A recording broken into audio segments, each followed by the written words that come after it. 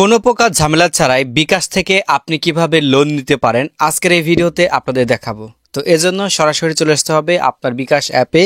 আমি বিকাশ অ্যাপে চলে আসলাম। এখন দেখতে পারবেন এখান থেকে ব্যালেন্স আমার 22 টাকা 50 পয়সার মতো দেখাচ্ছে। তো লোন নেওয়ার জন্য আমাদের যে কাজটি করতে হবে, আপনাকে অবশ্যই এখান থেকে আরও দেখুন এটার পর ক্লিক করতে হবে। এটার পর ক্লিক করার পর আপনি নিচের দিকে দেখতে পারবেন এই যে আপনার ডান সাইডে লোন নামে একটা অপশন আছে। ঠিক এরকম আপনার হাতের পর একটা ব্যাগ রয়েছে, টাকার থলি। তো এই অপশনটাতে আপনাকে একটা ক্লিক করতে হবে। এটার পর ক্লিক করার পর আপনি দেখতে পারবেন কত টাকা আপনি এইখান থেকে লোন নিতে পারবেন। তো সেটা এখান থেকে দেখিয়ে দিয়েছে।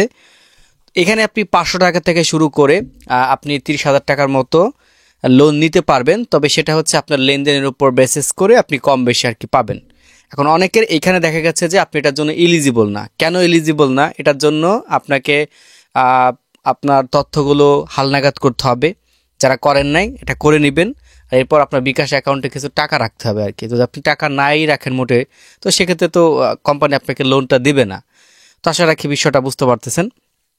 আচ্ছা, তো যেহেতু আমার এখান থেকে 1500 টাকার মতো দেখাচ্ছে, আমি এই লোনটা কিভাবে নিব? লোন নেওয়ার জন্য আপনাকে এখান থেকে লোন নিন এটার উপর একটা ক্লিক করতে হবে। এখানে ক্লিক করার পর এখান থেকে আপনার অ্যামাউন্ট দেখাবে। তো আপনি চাইলে কম বেশি আর কি নিতে পারেন।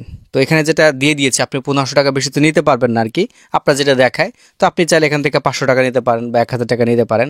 ধরেন এখান থেকে আমি পুরোটাই নিব। আর এই টাকাটা কিন্তু আমাকে 3 মাসের মধ্যে শোধ করতে হবে। দেখতে পারবেন এখানে কিন্তু বলে দিয়েছে যে সময়কাল 3 মাস, পরিমাণ কত এত। এখন এখান থেকে আমি অ্যারো বাটনে একটা ক্লিক করে দিলাম। অ্যারো বাটনে ক্লিক করে দেওয়ার পর এইটা আমাদের দিচ্ছে কিন্তু সিটি ব্যাংক। সিটি ব্যাংক হচ্ছে আপনার এই বিকাশের সাথে একটা কোলাবোরেশন করেছে। তো এইখানে দেখতে পারবেন আপনি যে তারিখ থেকে আর কি এটা নিতে চাচ্ছেন, ওই তারিখ থেকে দেন পরবর্তী মাসের 1 তারিখ হোক বা আপনি যে তারিখ নিতেছেন, তো ওই তারিখের অমুক দিন আপনাকে টাকাটা পেইড করতে হবে। হ্যাঁ, চাইলে আপনি একসাথেও পেইড করে দিতে পারেন। এখানে দেখতে পারবেন যেহেতু আমি 11 তারিখে নিচ্ছি আর কি, এগুলো অনেক আগে থেকে নেওয়া, দেন স্ক্রিনশটগুলো কালেক্ট করে আপনাদের সামনে ভিডিওটা তৈরি করা আর কি। দেখতে পারবেন এখান থেকে প্রতি মাসে 11 তারিখ দিতে হবে। আপনি 1 তারিখে নিলে আপনাকে 1 তারিখে দেখাবে। আশা করি বুঝতে পারছেন।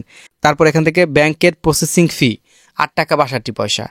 এখন এখান থেকে প্রাপ্ত অ্যামাউন্ট হচ্ছে 1491 টাকা 38 পয়সা। অর্থাৎ এই টাকাটা কিন্তু আমি পাবো। আর আপনি এটা যখন পরিশোধ করবেন তখন কিন্তু আপনাকে ইন্টারেস্ট দিতে হবে। কত টাকা? প্রায় 22 টাকা 5 পয়সার মতো এখান থেকে দিতে হবে আর কি।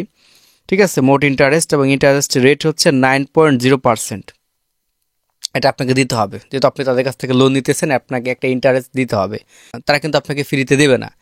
আর আপনি যে মাসে নেবেন ওই মাস থেকে পরবর্তী 3 মাসের মধ্যে আপনাকে কি কাজ করতে হবে, এটা পরিশোধ করতে হবে। এবং এখানে দেখতে পারবেন, ধরেন আমি এখন তো মার্চ মাসে যদি নিই, ঠিক আছে, তো আমাকে এখান থেকে দেখাচ্ছে মার্চ মাসে যেহেতু আমি এখান থেকে 1500 টাকার মতো নিচ্ছি, প্রথম মাসে আমাকে 507 টাকা 25 পয়সা, এর সাথে ইন্টারেস্ট হচ্ছে 10 টাকা 50 পয়সা।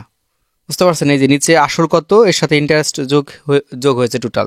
তারপর নিচে আবার এপ্রিল মাসের 11 তারিখে আসল প্লাস ইন্টারেস্ট, তারপর হচ্ছে মে মাসের আসল প্লাস ইন্টারেস্ট। আপনারা কিন্তু এইভাবে দেখাবে। আমি কিন্তু ভাই আপনাদের A to Z দেখাচ্ছি, ভিডিওটা একটু বড় হতে পারে, তারপরেও ভিডিওটা দেখলে আপনার জন্য কিন্তু অনেকটা হেল্পফুল হিসেবে কাজে দেবে। আর এই ভিডিওটা শেয়ার করে সবাইকে দেখার সুযোগ করে দিবেন। কারণ লোন নেওয়ার আগে দেখুন যে আপনাকে কি কি করতে হবে, তারপর মন চাইলে নেবেন আর না চাইলে না নেবেন। তো এরপর এখান থেকে এগিয়ে জানে ক্লিক করবেন। আচ্ছা, এগিয়ে জানে ক্লিক করলাম। এখন এখান থেকে বিশেষ সতর্ককরণ কিন্তু করা আছে। দেন আপনি মনে করতে পারেন আমি লোন নিলাম, আমি সিমটা ফেলাই দিলাম, দেন আমার টাকা পরিশোধ করা লাগবে। আপনার ধারণা কিন্তু ভুল। আপনার ধারণা ভুল। যেহেতু আপনি বিকাশ অ্যাকাউন্ট ক্রিয়েট করেছেন আপনার ভোটার আইডি কার্ড দিয়ে, টাকা পরিশোধ যদি না করেন তাহলে বিকাশ কর্তৃপক্ষ আপনার বাড়িতে এসে কিন্তু হাজির হয়ে যাবে। তার মানে আপনি কোথাও লুকিয়েও কিন্তু লাভ নেই, টাকা আপনাকে ভাই পরিশোধ করতে হবে। আচ্ছা, এখন দেখতে পারবেন সময় মতো যদি আপনি টাকা পরিশোধ না করেন তাহলে কি হবে। এখানে দেখতে পারবেন বলে দিয়েছে যে যদি আপনি কোনো কারণে লোন পরিশোধ দেরি হয় বা ব্যর্থ হলে অতিরিক্ত 1.5% হারে জরিমানা প্রযোজ্য হবে। জরিমানা এড়াতে নির্ধারিত পরিশোধের তারিখের আপনার বিকাশ অ্যাকাউন্টে পর্যাপ্ত ব্যালেন্স রাখুন। অর্থাৎ এই যে লোনটা আপনি আপনার বিকাশ অ্যাকাউন্ট লোন নিয়েছেন, ভালো কথা, বিকাশ অ্যাকাউন্টে টাকা রেখে দিবেন, অটোমেটিকভাবে আপনার এই লোনটা কেটে নিবে তারা। এখন সব কিছু ধরেন আমি দিয়ে দিলাম, আমার তো লোন দরকার। এখন এখান থেকে আমি অ্যারোতে ক্লিক করে দেবো। অ্যারোতে ক্লিক করে দেওয়ার পর এখন এখান থেকে আপনার বিকাশের যে পিন নাম্বারটা আছে, পিন নাম্বারটা আপনি এখান থেকে দিয়ে দিবেন। দিয়ে দিলাম।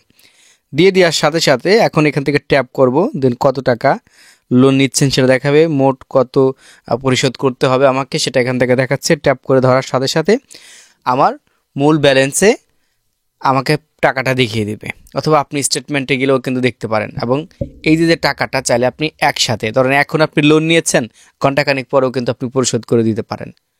সেক্ষেত্রে হচ্ছে গিয়ে আপনার সার্ভিস চার্জটা একটু কম কাটবে আর কি।